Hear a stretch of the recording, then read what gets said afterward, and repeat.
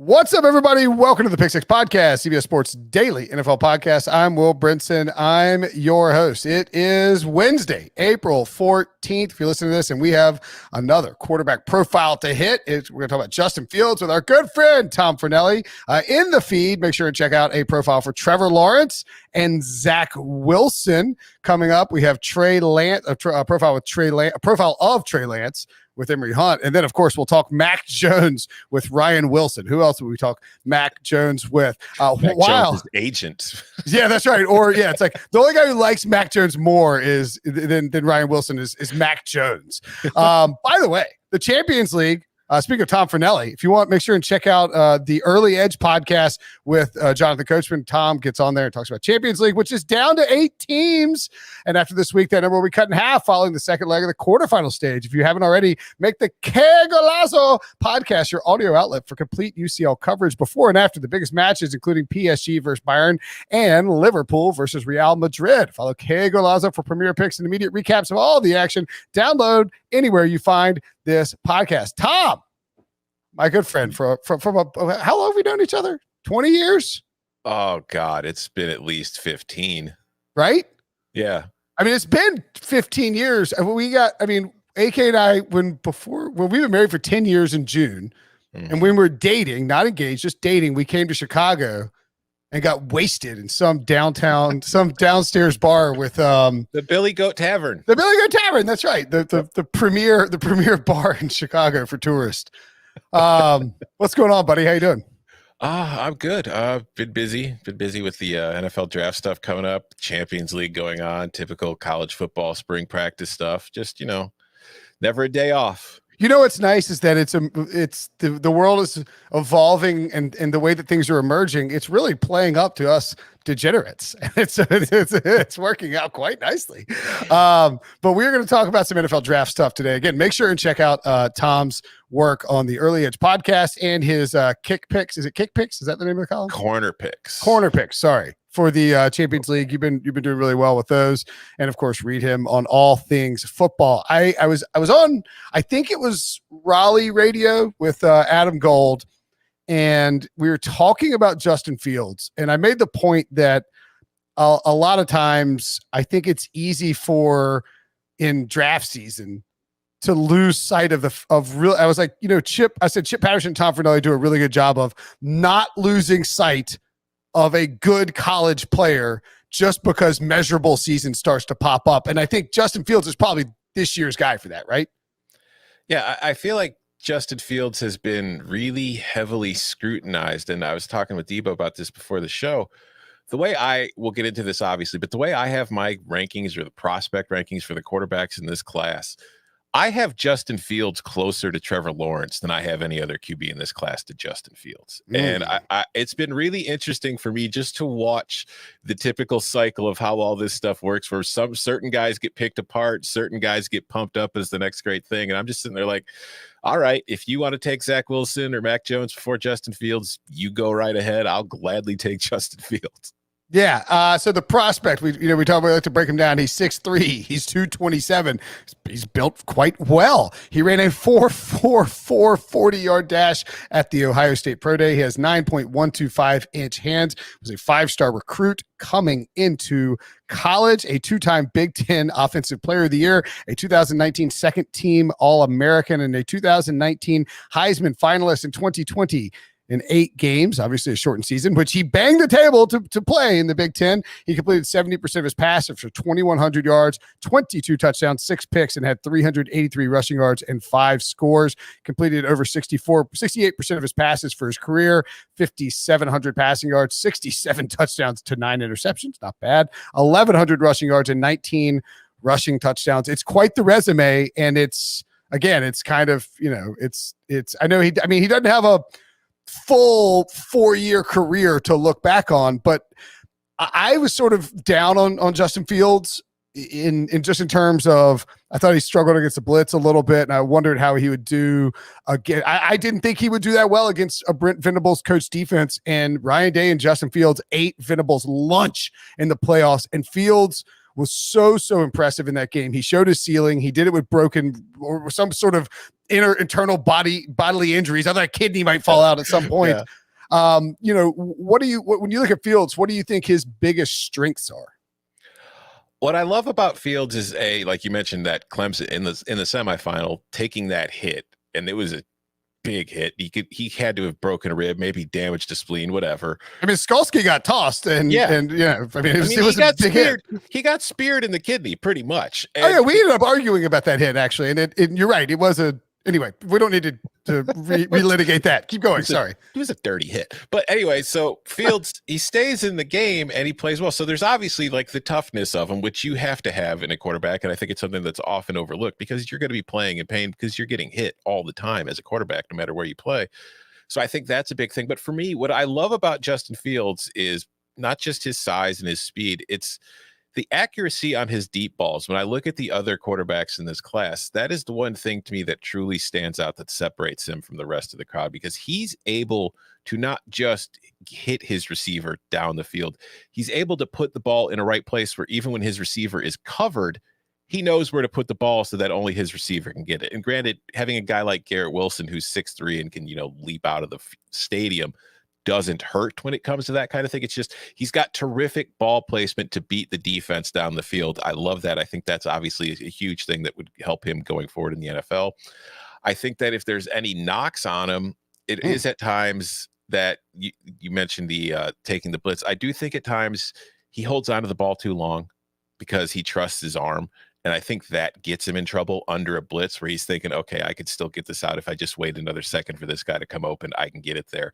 And I think that at times it's a knock on him because you mentioned that speed that you ran the 4.40. Of course, at a pro day at your own school, take those times for what they're worth. You could probably tack on like somewhere between 0.15 and 0.5 for the actual speed. But he's very fast. I mean, he's running like very fast guy. He's a legit 4.5 guy, I think. Mm-hmm. And sometimes I wish he would run more.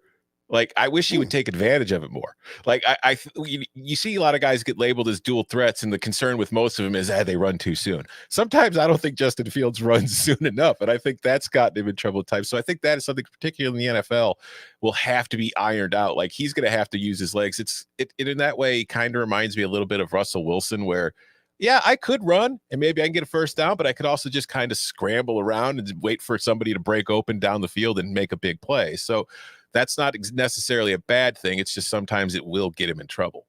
There's a heated debate on draft Twitter right now that actually I think it spilled over into Good Morning Football on Tuesday morning, because Peter Schrager referenced an article from Benjamin Solak of the draftnetwork.com in which Ben went and looked up, people were like, Justin Fields doesn't get to his second read. He only stays on his first read. And Ben went and looked, he's like, actually, he gets to his second read more than every other quarterback in the draft class. I mean, and that's sort of what you're talking about too. Like, if this guy with this speed and these legs wasn't getting to his second read, he'd be running or he'd be dead, right? Yeah, he's in the ground or he's running. I mean, right? Well, see, that's the thing too. That is one of my favorite things about when we're evaluating college quarterbacks is like, he doesn't get to the second read. He's not good at going through the progressions. There aren't any college offenses that are asking quarterbacks to make 3 reads. Right. This isn't the NFL where the quarterback is allowed to show up at the facility at 5 a.m. and stay there until midnight and then go home for a few hours and come back and just crush film and crush the playbook. There's a very limited amount of time that college coaches get to spend with the players under the rules. So they simplify the absolute hell out of the playbook and the plays. So for most quarterbacks in most offenses, if you're Justin Fields, it's 1 read, 2 read, go at the most. I think that Justin Fields and Trevor Lawrence through their career have shown more of an ability to get to the 3rd read than any of the other quarterbacks in this class have. So as far as that article and that debate, I would agree. I think Justin Fields is much better at going through his progressions than any other quarterback in this draft besides Lawrence. That said, I do think that sometimes, like I said earlier, he hangs on to the first read a little too long. He's a little too trusting of his guy.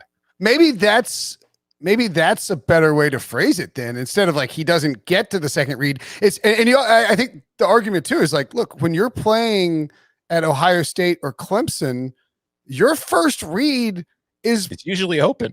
And he's got a great matchup. Like he's like, and no offense to, my alma mater, but I mean, it's like it's like DeAndre Hopkins against NC State's second cornerback or something. You know what I mean? Or like some dude in Boston College who's wearing New Balances now. I mean, like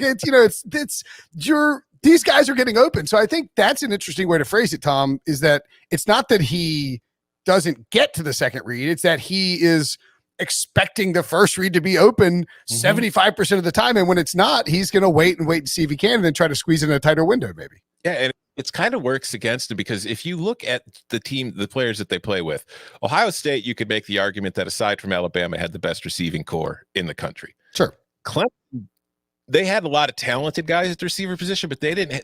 A lot of that talent hasn't really come through since like Nuke left and Sammy Watkins. They had those guys a few years ago. Mike Williams. They haven't really had him in recent years. Maybe T. Higgins, but.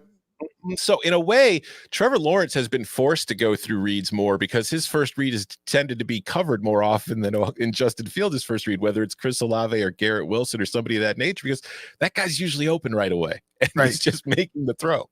And I mean, you're talking about an offense designed. I mean, these offenses by design, like Ryan Day's running Urban Meyer's offense. This isn't a slow, like it's not designed to like deep 9 routes down the field. I mean, the guys are running vertical, but there's you want guys underneath who are going to work in space. And so, yeah, I mean, I think that we're talking about this with Trey Lance, with Emory Hunt, and the podcast will come out soon, but it's like, it's difficult to pull a prospect out of his environment. And that's the hardest part about all this, is to strip away all the X factors and to try and identify these guys side by side. But I mean, the bottom line is Justin Fields was really productive, is a freak athlete. And, he doesn't have a ton of weaknesses, right? No, I mean, he was 6'4", 6'3", 6'4", 4.5 40, big arm, accurate down the field. In most any season, this is the number 1 pick. Yes. But he just happens to be coming out at the same year as Trevor Lawrence. And then since Trevor Lawrence is pretty much the, anointed number 1 pick, we all know Jacksonville's taking him. People don't really pay as close of attention to Trevor Lawrence. They start breaking down everybody else and they start nitpicking. And you look at Justin Fields, like, well, he played poorly against Indiana. I don't know if we could trust him. He had a bad game. And that knocks him down. And meanwhile, this is something else I've talked about too. When it comes to evaluating quarterbacks, we tend to look for the next something. Sure. Like for years, we're looking for the next Peyton Manning. We're looking for the next Tom Brady. Now we're looking for the next Patrick Mahomes. So a guy like Zach Wilson comes along, and Zach Wilson makes off-platform throws, and he extends plays. He does all these crazy things, and it's like, this guy has Mahomes-like qualities. So that's what you see. What you ignore is that he was doing it against nobody. Yeah. Like BYU played, according to Sagarin rankings, BYU played the 104th most difficult schedule in the country last year. Only 127 teams played. And he's throwing to receivers who are open by 10 yards every single time, which makes it really easy to look accurate. And if you look at Zach Wilson's, 2019 and 2018 seasons, same quarterback, not the same numbers, not the same opponents.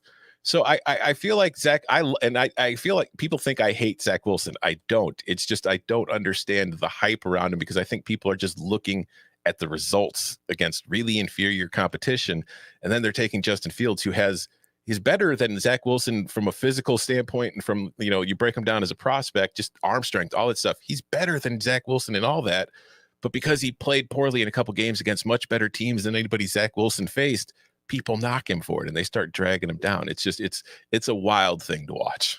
Yeah. The only BYU loss last year, of course, to Coastal Carolina, the only ranked team they played. And it was, no offense to Coastal Carolina. Absolutely. Yeah, absolutely. I mean, it's Texas State, at Houston, I guess is a tough game, but not, talking about defense. Louisiana Tech, UTSA, the Hilltoppers, not a ton of Alabamas on this schedule. All right, let's take a break, and when we come back, where will Trevor Lawrence? I mean, where will Trevor Lawrence? Number 1. He'll go number 1. He's going to Urban Meyer number 1. That's right. Where will Justin Fields go? Coming up next. All right, actually, I forgot to ask you. I keep forgetting to do this. If you were thinking about and I don't like pro comps per se. I think that the way I mentioned Danny Kelly does it really well, like shades of. If you were sort of looking at, how you would compare Justin Fields to current, former pros, who do you think he reminds you of? You mentioned Russell Wilson once already. Yeah, I think there's a lot of Russell Wilson to him in that like I said, I think he could run more, and I think that sometimes he's not as willing to run as maybe he should be because he trusts his arm and he knows, especially like with Russell Wilson, some of the receivers they've had in Seattle, he knows if he dances around for a while, that guy's going to break free and he could chuck it down the field to him. Justin Fields can do the same thing, and because of that, he also reminds me a little bit of Dak Prescott in that. Ooh, I like that. These are all quarterbacks that they get the dual threat label. But these are guys that they can run, but they would much rather stay in the pocket. Or if, get out on like a bootleg kind of stuff, that's fine and get the throw. But I think the difference is he's more Russell Wilson in his downfield passing, whereas I think Dak is a better passer underneath than Justin Fields is. Like, I think Justin Fields' accuracy is terrific downfield. It gets spotty sometimes on the shorter stuff where there's more precise windows. And I think that's going to be something to work on, but he does have the arm strength. So I think that, if Josh Allen can suddenly develop accuracy, I think Justin Fields can too. So it's kind of like a blend of Russell Wilson and Dak in their approaches, in their abilities. I think he's got the size more of Dak, but the approach more of Russell. I like that. That's a good blend. Obviously, we're talking about ceiling here. I mean, that's if you get a blend, right? If you get a blend of Dak and Russ, you're doing pretty good. But it does. I always think, like, I try to close my eyes and visualize and I can see the Dak. The Dak sort of like the physicality being similar, but you're right. The like you see those deep balls, like the one that he hit on, it's the one. It was I think Clemson like scored to cut it close, and then he just went up top, and you're like, oh, this game's over. Like the Clemson ain't winning this game. Not with Justin Fields throwing these bombs, and he just spot on deep ball accuracy. That's hit Chris Olave in stride over the deep middle. Just boom, game over. Yeah, and it's not like, I mean, yes, NFL quarterbacks will have a more difficult, it's more difficult to throw against NFL cornerbacks, but like Olave's an NFL talent, and I mean, he's going to beat guys deep. All right, so when we look at the draft, I can't imagine that have you sold yourself on the idea that Mac Jones is going number 3 overall, or do you think that it's possible, as I have suggested numerous times on this podcast, that the 49ers and Kyle Shanahan and John Lynch are worried if they were to fawn over Justin Fields, that he might end up going 2nd overall, and so they're creating the world's most elaborate and potentially unnecessary smokescreen involving Mac Jones? I hope it's the latter, because it's strange, because like before the 49ers moved up to the number 3 spot, and you hear everybody talk about how like, oh, this guy would be a great quarterback in Kyle Shanahan's offense. And it's a compliment to Kyle Shanahan, because there really isn't a quarterback that couldn't work in his offense, because he's got a very good offense and he can mold it to his QB. But I really do look at Justin Fields and the stuff that he does and say, man, this is the perfect Kyle Shanahan quarterback. And no disrespect to Mac Jones, because I remember this time last year on the Cover 3 podcast, when he was still there and he hadn't left for Vandy, it was me, Barton, and Chip. Anchor down. Chip and Barton were basically handing the Alabama job to Bryce Young, who's the 5-star phenom freshman coming out of high school. And I had to pump the brakes. I was saying, well, guys, listen, Mac Jones was a highly rated 4-star out of high school. He's played really well in that offense when Tua was knocked out in his absence. I wouldn't just give the job away. I think Mac Jones is good enough he's going to hold on to that gig, and Bryce Young's going to have to wait his turn. And that's exactly what happened. And now that said, I did not think Mac Jones would at any point be considered a top 3 pick in the NFL draft. I still think that it should be Justin Fields over Mac Jones. And I wouldn't be surprised at all if the 49ers are kind of doing that smokescreen, because I like Mac Jones a lot. I love his accuracy. I love his decision-making and his quick decision-making. But the fact of the matter is, Devontae Smith somehow was wide open every single play. And I think we overlook how good of a job Steve Sarkisian did with that offense and with the RPOs, and just the way the plays were designed. And the fact that there are so many weapons on that offense that you can't really just focus on one guy and take him away. So teams couldn't just take Devontae Smith away. When Jalen Waddle was playing, they couldn't take Jalen Waddle away. They couldn't take Najee Harris away. They couldn't take Jaleel Billingsley away. And I think Mac Jones really did benefit a lot from that, in that his receivers, there's always somebody wide open. His first read was usually wide open every single play. And I think that when you take that away, because you can make the same argument about Justin Fields, and then you look at their body types and their athleticism and their arm strength, and Justin Fields checks every single box when you put them side by side and break it down that way. So I think Fields is the better option. I think the Jets are morons if the Jets don't take Justin Fields at number 2. So if the 49ers don't take him at number 3, I think they're morons too. Well, but sorry. So here a couple. I'm going to do a counterpoint and an agreeing point really quickly. I think the counterpoint is that Kyle Shanahan's offense gets everybody open too, and like you don't have to be a genius to know. Like, actually, I take that back. Maybe I mean you don't have to be a superior athlete to get the ball to Deebo Samuel and Brandon Ayuk, who are great after the catch guys. George Kittle, of course. I mean, like, you know, you're asking whoever your quarterback is, as Kyle Shanahan is asking whoever his quarterback is, to simply make the right decision and be accurate and not be a dummy. And you don't have to be a great athlete. Now, of course, you want to be able to get out of those boots and do the stuff that you do in the Shanahan offense. But I mean, Kirk Cousins can do it. You know, Jimmy Garoppolo can do it. You know, Matt Ryan can do it, and they've all done it very well. So I think that would be the argument that Mac Jones makes sense. I also think Daniel Jeremiah had a phrase that I heard him say after the trade where he's like, Kyle Shanahan, he hears Kyle Shanahan wants a joystick. You know, he doesn't want this. He wants a guy. He can, like, you're going to do what I tell you to do. You know, you're sort of like what we heard from McVay and Jared Goff, where, you know, tell me what you're seeing.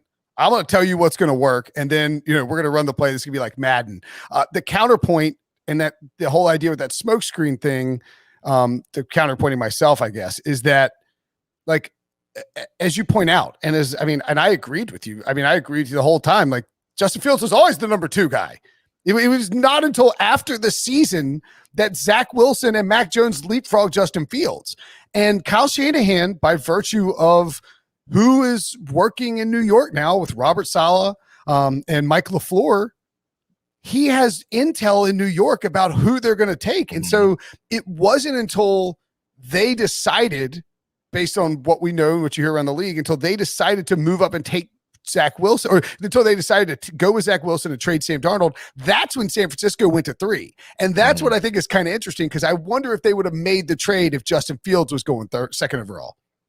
Probably not. And if you want a galaxy brain to follow on Jeremiah's, what if Kyle Shanahan realizes that while it's not right away, we're going to a place where eventually the way that the NFL is working, the way that the rules have worked, and the kind of minds that the offenses that they're being able to design, at one point, quarterbacks are going to be just as replaceable as running backs are. And he's looking at his situation. He's got Jimmy G, who's a perfectly acceptable starting quarterback and who's put up good numbers in his offense when he's healthy. And he doesn't want a franchise quarterback. Are you suggesting that he's going to churn rookie contracts? He's going to churn rookie contracts so that way to keep cap space for the rest of the roster. And then he'll draft Mac Jones, and Mac Jones will come in and he'll put up Kyle Shanahan quarterback numbers. Then they'll move on from Mac Jones and they'll bring in somebody else. He'll put up Kyle Shanahan numbers, and so on and so forth. Whereas if Justin Fields shows up and Justin Fields is like a legit franchise QB, you can't really move on from that. Interesting. So that's just a galaxy brain of where I think the NFL is eventually going, and maybe Kyle Shanahan's a little bit ahead of the curve. And the problem is you have to have job security to do this. And this is obviously a different topic, but probably something worth exploring in the offseason. Like, people have been talking about this with McVay or Shanahan for a while. It's like, stop giving these guys $25 million a year. Draft one every 3 years. And then just like, no, we're done. We're not giving you a contract. You know, you get your rookie, like running backs. Like, no, we're going to franchise. We're going to, you know, if our next guy's ready, then you're going to get your 5th-year option and we'll see you. And if he's not ready, we're going to franchise tag you 1 year and then we'll go to the cheap guy next. And it is like, even with the salary cap booming, you know, listen to what Joe Douglas said about Sam Darnold. Like, we want to reset our financial clock with Zach Wilson. And so, yeah, I mean, I think it makes a ton of sense. That is a galaxy brain for sure. And that's why the Bears are the smartest franchise in the NFL, because they know just never have a good quarterback and you don't have to worry about paying them. You could just get Andy Dalton. Maybe that's what the Eagles did with Carson Wentz. They're doing the right thing, right? Yeah. All right. So if his ceiling is 3, and now let me ask you this, because you're a gambling man. Do you think it's worth a sprinkle on Justin Fields to go 3rd overall at plus money? Yes. Okay. What, plus 150 or plus 200? What do you need for it to be worth it? I would go plus anything. So if you can give me plus 150, that's fine. Okay. He's plus 200 at William Hill as of yesterday. I haven't looked today. Take it. Take it. And the other thing too about these draft props is, like, unless it's like, you know, Zach Wilson was minus 250 and now he's like minus 1750. I mean, you know, the minus 250, if you want to lay it, you know, when the rumors start.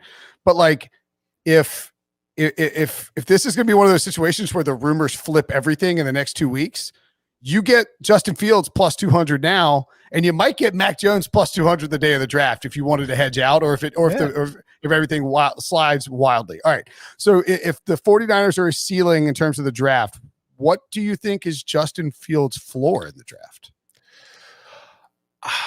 I would have a hard time seeing him fall out of the top 10, but that changed when Carolina, traded for Darnold. So I think that we could still see, like, if Justin Fields starts sliding, I think there are a number of teams that will very happily be willing to trade up in the top 10 to get him. I think the Patriots could trade up to get him.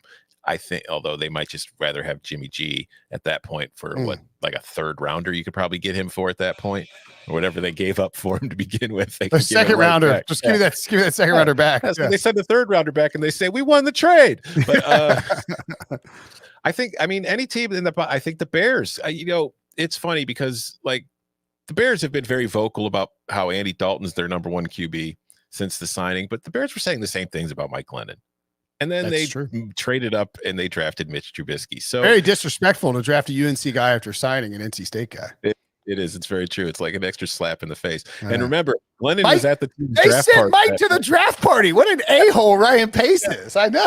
God, unbelievable. I still think the Bears are in play for a quarterback. And I think that if Justin Fields began slipping down, they would very much consider. Ryan Pace has never met a draft pick he wasn't willing to trade. And with his job already kind of on the line, maybe he'll see this as a way I could buy myself some time. If I'm able to move up and get Justin Fields and he has a promising rookie season, I can get a contract extension out of that. So I still think the Bears are in play. Is there any other team that feels like they could upgrade at the quarterback?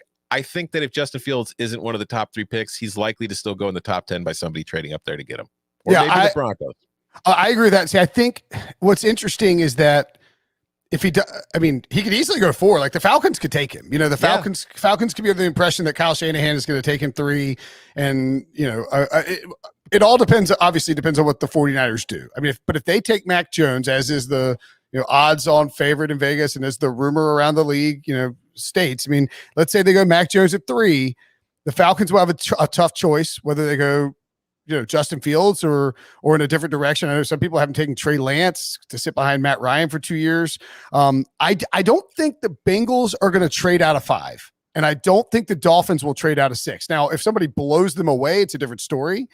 But the Bengals don't like to trade, and the Dolphins already moved back up from 12 to 6, indicating that's sort of where they want to be from a numbers perspective. Detroit could certainly take him at 7. I think Detroit, Carolina, and Denver, one of those 3 teams, if Justin Fields is on the board, will take him. I think Carolina will be massively disappointed if Justin Fields is there at 8 because they're going to feel dumb as hell. Right. But now, what's interesting, Tom, is that Carolina has not yet picked up Sam Darnold's 5th-year option, and I don't think they have to do it until May. So in theory, you just paid a future second for a year of Sam Darnold, which is dumb as hell. It's when you could have gotten Fields, maybe it's just insurance, but I can't see him getting past 9 in Denver, or as you say, somebody trading up. So I think 4 quarterbacks. You think 4? How many quarterbacks go in the first round? Oh, how many should or how many will? How many will? I'd say 5 will probably go. Okay. And I would say 3 at most should. Oh, so you don't have a first round grade on Trey Lance or Zach Wilson then? Or a first round grade? Yeah. Late first round grades on Wilson and Jones. Okay. All right. Mac Jones is the guy that shouldn't go. Okay, gotcha. Yeah, but again, it's when it comes to the NFL draft, like the actual draft grade of where a guy should go with quarterbacks is completely thrown out of the window.